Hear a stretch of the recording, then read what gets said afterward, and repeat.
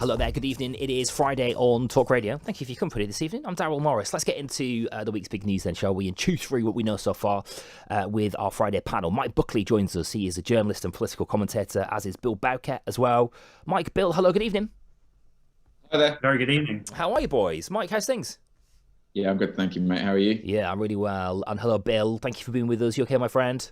I'm good, and since it is Wine Time Fridays, this conveniently came in the post, so beautiful. I think it might be popping after we do this. So beautiful. Them's the looking rules. forward to it. Them's the rules. Okay, listen. I mean, look, we've heard a lot about this, haven't we, chaps, in the last couple of days, and we've all had time to sort of to digest it and to figure it out and to figure out. And I think all of us have been drawing on what we were doing in May 2020 or in April or in December as those parties took place. One of the things I'm really keen to get a sense from you guys tonight is, where is this coming from? Mike, let me start with you. Is this a culture problem with the Prime Minister or with politics and Downing Street? I think it's quite possibly both. I mean, I guess we'll find out. Maybe Sue Gray's going to find out for us. But it's certainly, you know, when the first party came out, I think maybe it was one of the Christmas ones, we all thought, oh my goodness, that's terrible. And it was a shock moment for the country because we know what we've lived through, right? But I don't think anybody at that point thought that we'd be discovering new parties. You know, we seem to be discovering new parties 3 or 4 times a day. You know, there was clearly a systemic problem where at some point, seemingly fairly early on or very early on in the pandemic, they decided, yeah, the rules apply to everybody outside the front door of number 10. They don't apply to us in here. We're far too important and impressive, and nobody will know anyway and do what we want. Now, did that come from Boris Johnson? Did it come from senior civil servants? Did it come from, you know, other officials in number 10? I don't know. Maybe Sue Gray will know. Maybe she's been there the whole time. Maybe she knows the whole thing already. I mean, I guess we'll find out. But what is clearly you sounded a bit like a cabinet minister here. You sounded a bit, Mike. You sounded a little bit like a cabinet minister. Keep referring to Sue Gray. Keep kicking it down into the long grass. I'm joking about Sue Gray. I'm not kicking it in the long grass at all. There's clearly a culture problem. Has that come from Boris Johnson? Quite likely. I mean, we know that he's never played by the rules. I mean, I saw somebody the day retweeted. There's a famous quote from one of his school reports where his schoolmaster said he's writing home to his dad, Stanley, and he's saying Boris doesn't seem to think that he should have to obey the rules as everybody else, and he's genuinely affronted when he's told that he has to. And this has been his character the whole way through. I mean, fundamentally, this man should never have been Prime Minister. He was never an appropriate person to be Prime Minister of this country. That was very obvious from the beginning. The Conservatives made him Prime Minister anyway. And we're all living with the consequences. And indeed, we're living with consequences that are far worse than Christmas parties. You know, the ONS says we're over 175,000 people who've died from COVID, which is, I think we're in the top 7 countries for deaths in the world. We are nowhere near in the top 7 countries for population size. We should never have got anywhere near that number. And in fact, I mean, my own view, to be honest, is that we should be far more angry about the number of deaths and the number of cases and hospitalizations and long COVID cases amongst adults and kids than we should be about Christmas parties. But I get why Christmas parties have been the lightning rod for the anger that's probably been building, you know, for that reason and for other reasons, you know, over a long time now. But they go hand in hand, though, don't they? Because the contempt for which Boris Johnson has held the country and the way in which the culture at Downing Street has clearly led to these parties happening is exactly the reason that we've got 100,000 people fewer as we step into 2022. So tragically, that's exactly the reason, isn't it, Bill?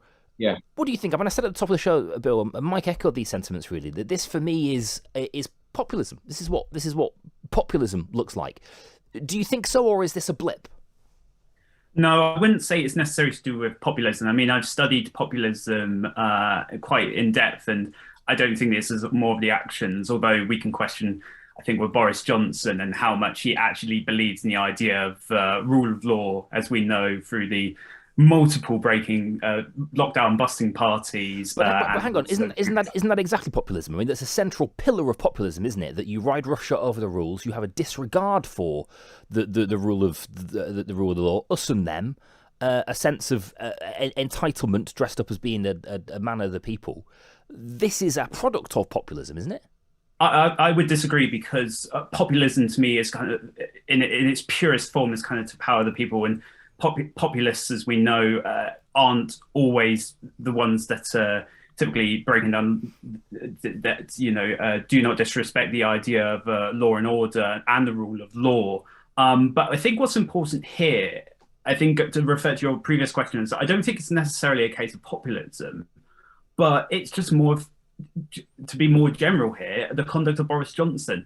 I think in Westminster, as someone that's worked in Westminster before and also works now as a political reporter, I know that Westminster has often quite a bad reputation when it comes to drinking and alcohol-infused meetings. I mean, in the old days of Fleet Street, often meetings between journalists in the lobby and members of parliament and researchers would be labelled as a free bottle lunch because of how much alcohol was consumed during dinners and lunches. But I think in this instance, Boris Johnson has been able to preside over what has been just an absolute cataclysmic mess over these parties. And I've been seeing comments from political commentators, both from the Conservative side and also from the left, saying that this would never have happened under a Prime Minister like Gordon Brown. It wouldn't have even happened under a Prime Minister like Theresa May.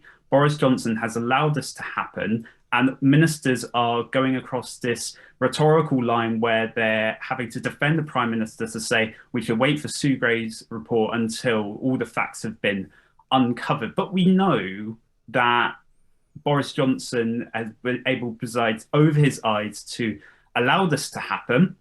And he himself reportedly attended these parties as well, always present, always in the knowledge that they were happening as well. So I think really, until we get this full report, at this moment of time, at least from my perspective, this is all of Boris Johnson's undoing here, and he should be held culpable and responsible for that. But I mean, do you need the report though, Bill, to tell you that, or to reach what kind of conclusion are you? Is there a different conclusion to be reached? I mean, the man has admitted that he was at a party. Yes, no, I think it's interesting because we know, I think most of people have already made their verdict as to the conclusions of this, inquiry that Sue Gray's just been building up and up, with reports seemingly coming by the hour. But I think what the report will do is two things. I think, first of all, I think the report can sometimes be exaggerated a little bit, thinking this is going to be the downfall of Boris Johnson, because at the end of the day, Sue Gray's a civil servant. She works for the Prime Minister, and she, in this report, might be able to comment on the culture within Westminster, but she can't exactly say that Boris Johnson has misled the House of Commons. That's up to Boris Johnson. No, and it will give them a get out though, won't it? I mean, they'll be able to, whatever this report says, it's not going to say the Prime Minister broke the law, right? Or because that's not within the scope of what Sue Gray's report will cover, nor is it within her power to be able to say that. Mm-hmm. And therefore, that this is always going to be an opportunity for them when this report comes out to say, look, the report has said that Boris Johnson didn't break the law. So there you go, move on. I can see the cabinet rounds now. I can see Grant Shapps on Talk Radio with Julia Hartley-Brewer on the morning after the report comes out, saying the report didn't say that he broke the law, and that's not what the report is about. So shall we all prepare ourselves for that moment? Shall we get that message out right now, before, in anticipation of that moment happening, that was never what this was about. Listen, Bill, Mike, stay there. We'll chat more next. I want to move on with it. Let's speak to Mike Buckley, political commentator, and Bill Bowkett, who are still with you this evening on Talk Radio on our Friday panel. Bill, we rub up against two things here, don't we? Number one, they want shot of him, clearly. I mean, his conduct in this whole situation has been terrible. The way he's handled this has been terrible, and nobody holds a candle for Prince Andrew right now. And clearly York want to disassociate themselves. But also the trial hasn't happened, and it's a civil case, of course, rather than a criminal case, but there is still more to be heard, I guess, about what Prince Andrew did or didn't do. And it's worth us reminding you that he does deny all of those allegations against him. Would it be too soon to strip him of his title, the Duke of York, Bill? So I think two things here.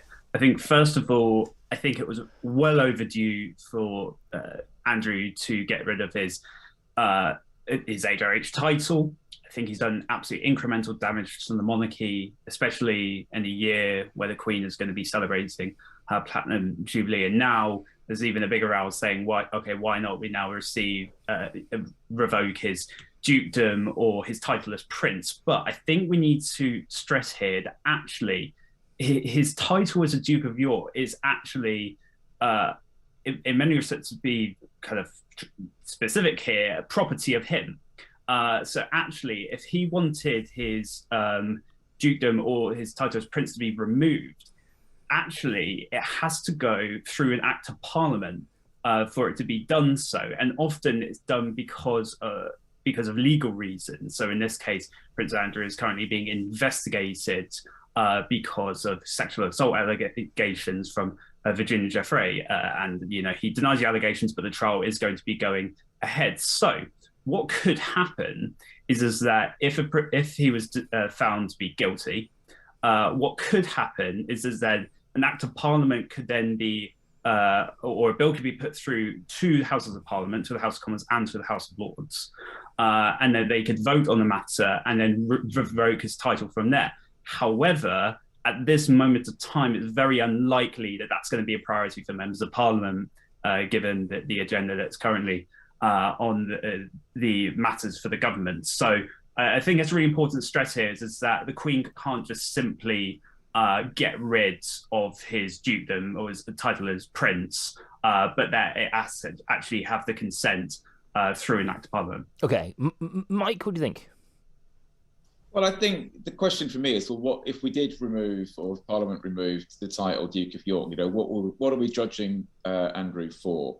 I mean, on the one hand, yes, there's the court case, and there's the very, blunt, did he or did he not sleep with this woman when she was underage? And she was forced to do so. And if he did, then I hope that we will find out in that trial. But in the meantime, the country's made up its mind about Prince Andrew. We've decided, I think, really, I think most people have probably decided that he probably did do that. Of course, though, that is, of course, yet to be proven, and he continues to deny it. Of course, and maybe he didn't. I mean, who knows? I mean, I certainly don't know, and I don't think any of us. And this is a really key point, though, Mike, isn't it? You've stumbled across there, right? In that you don't know, do you? And actually, and the way the law works is it's not really for us to decide whether that's the case. And this is obviously a civil case in New York that will make a decision. It will come to some sort of conclusion. Presumably, it looks as though Virginia Giuffre is keen not to settle and for it to go the whole nine yards. There may be. I mean, it gets a bit complicated, but it may be the case that his lawyers are able to return to the sort of technicality that they were pointing to around the agreement that was signed in Jeffrey Epstein's case, again, a little bit further down the line. So there's hurdles and stuff to overcome, but that process will play out in one form or another. And so is it therefore, as much as we're all sort of appalled at the way that Prince Andrew has held this, and as much as we believe victims, this is a really important point as well, isn't it? Actually, we believe victims when they talk about themselves being the victims of something like sexual assault. All the while, for Rachel Maskell to demand that his dukedom is removed could be perceived as being premature. Well, it depends what we're judging him for. Are we judging him for sleeping with a young woman who was underage? Or are we judging him for being friends with Jeffrey Epstein, friends with Ghislaine Maxwell, taking them to parties at Windsor Castle, going to parties with them, taking them to parties elsewhere, giving them the prestige of being friends with a senior royal? It was, all this stuff has come out. And how much of that did Andrew know at the time? He was either incredibly naive or he knew what was going on and thought it was completely fine, even if he wasn't involved. And I guess we'll find out if he was involved or not. We're not just judging Andrew for did he sleep with this woman or did he not. Okay, so then so exactly, Mike. So exactly, Mike. Exactly, right. So let's park the case then, and the issue with Virginia Giuffre, which again he continues to deny, and let's deal with the way he's handled himself and the relationship that he had with Jeffrey Epstein and all of those things that. Those missteps, those things that are cloudy that we do know about, are they in themselves enough for him to have the Duke of York title removed? I honestly don't know the answer to that question. I mean, I like and respect Rachel Maskell. She's a friend of mine, and I'm reluctant not to side with Rachel Maskell, if I'm quite honest. No. I'm also not a resident of York. How would I feel if it was my hometown? How would I feel if he was Duke of Sheffield? I might be absolutely mortified that the name of, the city that I'm from and love and grew up in and all of it was being bandied around and attached to, somebody with the seemingly the moral character of Prince Andrew, or the alleged moral character of Prince Andrew. But there's also, I think it's really what I say. I can see why you would demand it. However, at the moment, I'm not sure it's the number one issue that we should be focused on. I wonder whether we should be thinking about other things. But also, I think what's also must be stressed as well is the royal family itself, because what happened originally in 2019 after that disastrous interview you did with on Newsnight with Emily Maitlis is that some of his titles and duties had been suspended for foreseeable future, almost creating the possibility that he could return to a public life in the future. But I think with this decision to remove his HRH title in light of the Ghislaine Maxwell case and also the judicial ruling for the trial with Virginia and Jeffrey to go ahead in America, is that I think Her Majesty and also Prince Charles and also Prince William, the future heirs to the throne, they understand that it's almost Andrew's going to be passed down to their responsibility, almost creating, if I can say so, a problem child in Prince Andrew.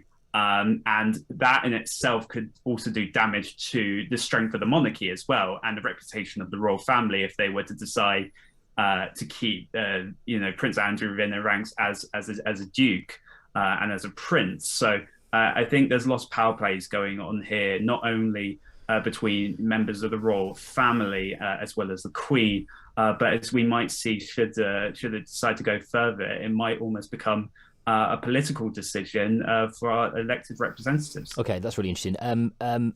We'll return to this story tomorrow, by the way. We're going to head to Australia on tomorrow night's show after 11 o'clock. A poll in Australia has put,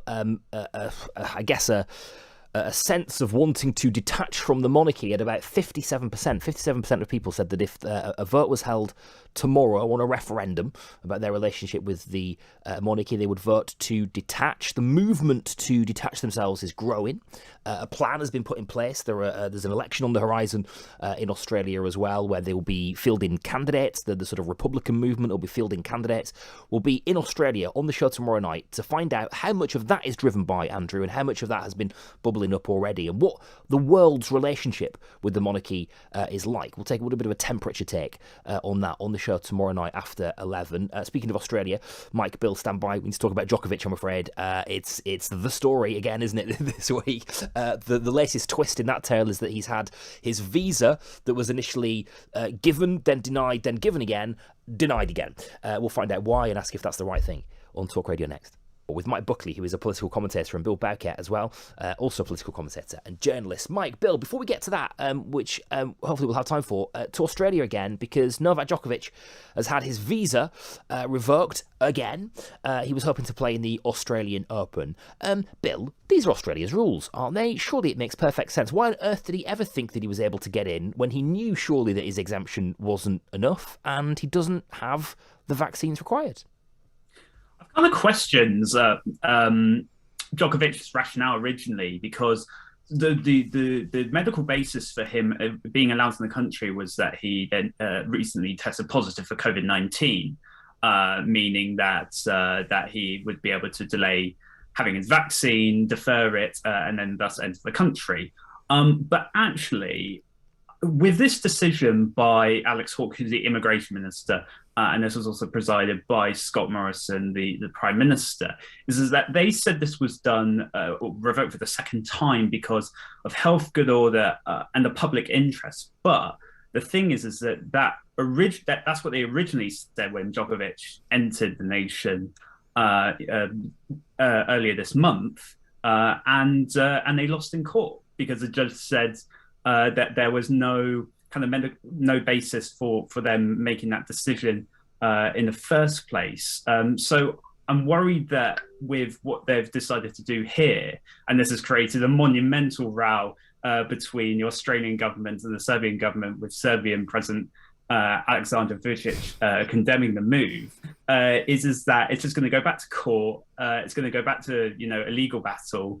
And ultimately, I think with what the original verdict said, Djokovic might win. But then if he does then win again, he's now having to spend most of his time, detained in immigration offices, having to speak to his lawyers and not being able to focus ultimately on defending his Australian Open title. The Australian Open starts on Monday. The first proper competitive day. There's a couple of warm up bits going on, but the first competitive day is on Monday. So presumably there's no time presumably to make those legal proceedings, unless a court opens over the weekend for it.